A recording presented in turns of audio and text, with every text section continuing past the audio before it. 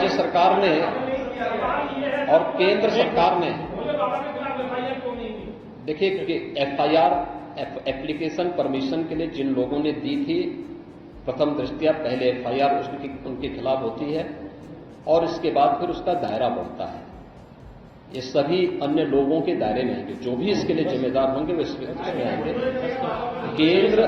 केंद्र और राज्य सरकार ने आर्थिक सहायता की भी घोषणा की है।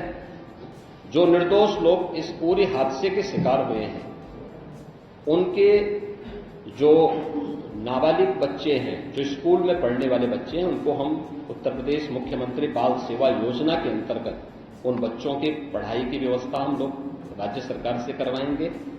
उन्हें जिस भी स्कूल में पढ़ रहे होंगे, जिन भी संस्थाओं में पढ़ रहे होंगे, या उनके स्कॉलरशिप आदि की व्यवस्था के लिए भी राज्य सरकार ने तय किया है। और प्रत्येक मृतक के परिवारजन को भी केंद्र और राज्य सरकार मिलकर के 4 लाख रुपए की सहायता और गंभीर रूप से घायल व्यक्ति को 1 लाख रुपए की सहायता दे रही है। धन्यवाद। उत्तर प्रदेश के मुख्यमंत्री योगी आदित्यनाथ ने बुधवार को हाथरस जिले का दौरा किया। उन्होंने मंगलवार को भोले बाबा के सत्संग के दौरान मची भगदड़ के पीड़ितों एवं मृतकों के परिजनों से मुलाकात की। उन्होंने राहत एवं बचाव कार्यों की समीक्षा के साथ साथ मृतकों के परिजनों के जो परिजन हैं उन्हें 4 लाख और घायलों को 1 लाख रुपए की आर्थिक मदद देने की बात कही है। मुख्यमंत्री योगी आदित्यनाथ के निर्देश पर हादसे की जांच के लिए एसआईटी यानी कि विशेष जांच दल का गठन किया गया है। राज्य सरकार ने हाई कोर्ट के रिटायर्ड जज की अगुवाई में घटना की न्यायिक जांच करवाने का भी फैसला किया है। मीडिया से बात करते हुए सीएम योगी ने यह कहा कि एडीजी आगरा के नेतृत्व में गठित टीम ने अपनी प्रारंभिक जांच रिपोर्ट सौंप दी है। सीएम ने कहा कि इस रिपोर्ट में कई ऐसी बातें सामने आई हैं जिनकी गहराई से जांच बेहद जरूरी बताई गई है। राहत और बचाव कार्यों को पहली प्राथमिकता बताते हुए मुख्यमंत्री योगी आदित्यनाथ ने कहा कि इसके आयोजकों को पूछताछ के लिए बुलाया गया है। बकौल योगी आदित्यनाथ इस घटना में लापरवाही बरतने वालों के खिलाफ मामला दर्ज करके जांच शुरू कर चुके हैं।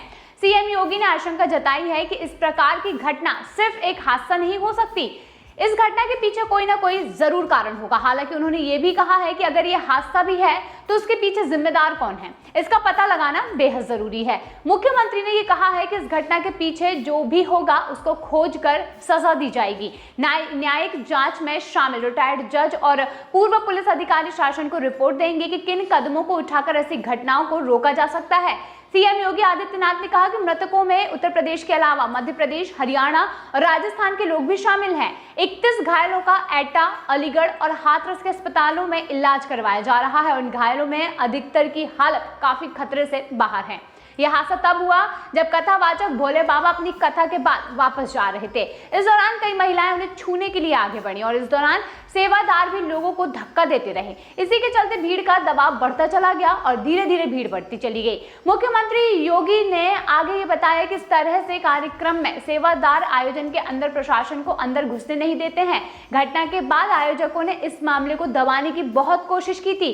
जब प्रशासनिक अधिकारी घायलों को अस्पताल ले जाने लगे तो अधिकतर सेवादार वहां से भाग निकले और बिल्कुल भी मदद करना तो दूर वहां से छूमंतर हो गए। मुख्यमंत्री योगी आदित्यनाथ ने विपक्षी कुछ नेताओं के इस हादसे पर राजनीति करने के लिए आलोचना की है। उन्होंने ये कहा कि हर कोई देख रहा है कि सज्जन यानी कि भोले बाबा के साथ फोटो किसके हैं, उनके राजनीतिक संबंध किसके साथ है, ये हर कोई देख रहा है। बताते चलें कि भोले बाबा उर्फ नारायण के कार्यक्रम में समाजवादी पार्टी के राष्ट्रीय अध्यक्ष अखिलेश यादव की तस्वीरें और उनके साथ जयकारे लगाते हुए वीडियो भी वायरल हो रहे हैं। इसी के साथ मुख्यमंत्री योगी आदित्यनाथ ने आगे ये कहा है कि निर्दोषों के जीवन के साथ खिलवाड़ करने वालों को कठोर सजा मिलेगी। मुख्यमंत्री योगी आदित्यनाथ बताते हैं कि धार्मिक आयोजन को देखते हुए कार्यक्रम स्थल पर ज्यादा पुलिस फोर्स तैनात नहीं थी।